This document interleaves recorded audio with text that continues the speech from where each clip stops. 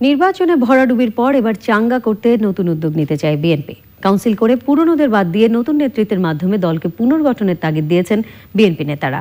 এমনকি দলের প্রয়োজনে সরে যেতে প্রস্তুত সিনিয়র নেতারা। পরাগ আসিম জানাচ্ছেন।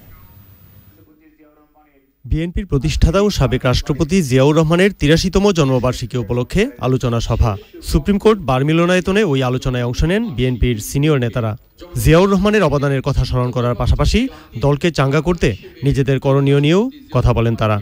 গণতন্ত্রকে আমাদের ফিরিয়ে আনতে হবে, হতাশার কোনো জায়গা নেই। তরুণদের এগিয়ে আসতে হবে, যুবকদের এগিয়ে আসতে হবে। পরাজিত না হওয়া, পরাজিত বোধ করলেই পরাজিত। যারা দলের জন্য নিবেদিত প্রাণ হিসেবে কাজ করেছে তাদেরকে সামনে দিয়ে এনে দলকে পুনর্গঠন করতে হবে। দরকার হলে আমরা যারা আমাদের বয়স হয়ে গেছে আমরা সরে যাব, তারপরেও এই দলটাকে তো রাখতে হবে এবং একমাত্র উপায় হলো নতুন করে পুনর্গঠন করা। দলকে ঘুরে দাঁড়াতে হবে, একটি কাউন্সিলের মাধ্যমে দলকে পুনর্গঠন করতে হবে।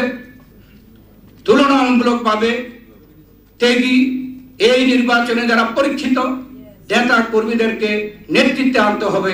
আমরা যারা ব্যর্থ বলে পরিচিত হয়েছি তারা আমাদের ক্ষমতা আমাদের পদ আমরা ছেড়ে দিতে হবে তরুণদের জন্য। কথা বলেন দলের ক্ষতিগ্রস্ত কর্মীদের পুনর্বাসন নিয়েও। আমাদের এই যে হাজার হাজার লক্ষ লক্ষ নেতা কর্মী এবং তাদের পরিবার ক্ষতিগ্রস্ত হয়েছে এই নির্বাচনে যাওয়ার কারণে, এদেরকে পুনর্বাসন করতে হবে, এদের মধ্যে আস্থা ফিরিয়ে আনতে হবে, এদের দেখাশোনা করতে হবে, যারা আহত তাদের সেবা করতে হবে। আমাদের প্রথম দরকার পুনর্বাসন। আমাদের নেতা কর্মীরা মামলা মোকদ্দমায় জর্জরিত, তাদেরকে মামলা মোকদ্দমা থেকে পরিত্রাণ করানোর ব্যবস্থা করা, যারা জেলে আছে মুক্ত করা, যারা আহত হয়েছে তাদের পরিবারকে দেখা, তাদের চিকিৎসা দেখা, দলের পক্ষ থেকে তাদের সকল কিছুর পুনর্বাসনের জন্য পদক্ষেপ নেওয়া। আমাদের যে সমস্ত ভাইরা ক্ষতিগ্রস্ত হয়েছেন তাদের পাশে আমাদের দাঁড়াতে হবে। আমাদের যে সমস্ত মায়েরা বোনেরা নির্যাতিত হয়েছেন তাদের পাশে আমাদের দাঁড়াতে হবে। বক্তারা বলেন, নির্বাচন পরবর্তী অবস্থায় হতাশ না হয়ে দলের জন্য কাজ করতে হবে। পরাগ আজিম, চ্যানেল আই, ঢাকা।